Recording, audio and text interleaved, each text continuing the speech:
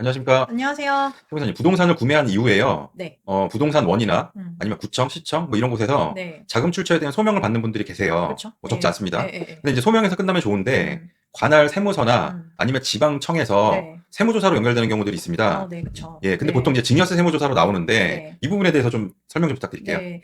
부동산을 취득한 이후에 그 취득 자금에 대해서 인제 작성해서 내시는 경우가 있잖아요. 그리고 그 제출 이후에 소명을 하라고 또 나왔는데 예를 들면 인제 부동산원이나 그런 데서 인제 소명하라고 해서 소명서까지 작성해서 증빙을 갖춰서 냈어요. 근데 그 이후에 세무서나 지방청에서 그 증여세 세무조사 통지서를 받는다. 이런 상황이 생기시는 경우가 있다는 거죠. 그러면 왜 이런 상황이 생기느냐에 대해서 좀 간단히 설명을 드리자면 일단은 주택을 취득하면서 낸 소명서는 그 주택 취득 자체에 대한 그 자금에 대한 걸 소명하시는 거잖아요. 그러면 이렇게 제출한 소명서에 대해서 검토가 일차적으로 이루어지고 어떤 부분에서 인제 추가적인 검증이 필요하다 그러면 국세청으로 인제 그게 공유가 됐었던 거죠. 그러면 국세청에서는 사실 많은 정보를 갖고 있다 보니까 어떤 소비 지출이라든지 신고된 소득이라든지 그 소득이 내가 벌어들인 뭐 근로소득이나 사업소득도 될 수 있겠지만 어떤 증여로 인한 뭐 자산이 증가했다든지 현금이 늘어났다든지 그런 부분도 있으실 수 있잖아요. 그런 부분들을 종합적으로 검토를 했을 때 이 부동산 취득 자금에 대한 세무조사가 필요하다고 그런 결론에 달할 수 있는 거죠.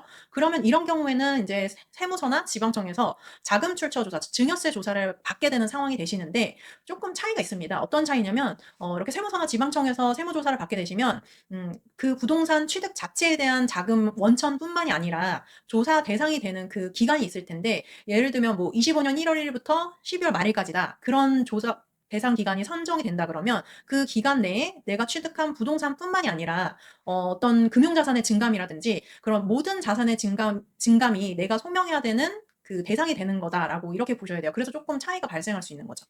그러면 쉽게 얘기해서 네. 부동산 사다가 세무조사 받을 수 있다는 거네요. 네 가능성이 있죠. 예, 왜냐면 부동산은 가장 큰 자산 중에 하나이고 네네. 자금의 출처는 명확해야 되기 때문에 그렇다고 생각이 드는데 네. 그러면 이 조사가 나왔으면 음. 당연히 대응을 해야 되지 않습니까? 네네. 그리고 이제 기간이 1 년으로 나왔어도 네. 보다 보면 연장이 되거나 길어질 수도 있는 거잖아요. 네 그렇죠. 음. 사실 인제 조사를 받게 되시는 상황이 되면 세무조사 대상이 되는 기간이 있는데 그 기간이 조사를 하는 중간 과정에 있어서 확대가 될 수 있는 가능성이 있어요. 왜냐하면 어떤 자산 취득이나 그런 부분에서 원천이 조사 대상이 아닌 다른 기간에 걸쳐 있다든지 추가적으로 확인해야 될 부분이 있다든지 하면 더더군다나 그 부분이 어떤 세금을 적게 낸 탈루한 혐의가 높다 그러면 사실 이렇게 대상 기간 자체가 확대가 될 수 있는 가능성이 있는 거죠. 일단 세무조사가 나왔다는 거는 무조건 대응을 해야 되는 거고요. 네. 그 기간을 벗어나거나 대상이 늘어나거나 어떤 항목이 늘어나지 음. 않도록 잘 마무리하는 것이 가장 나은 방법이지 않을까 그런 생각이 드네요.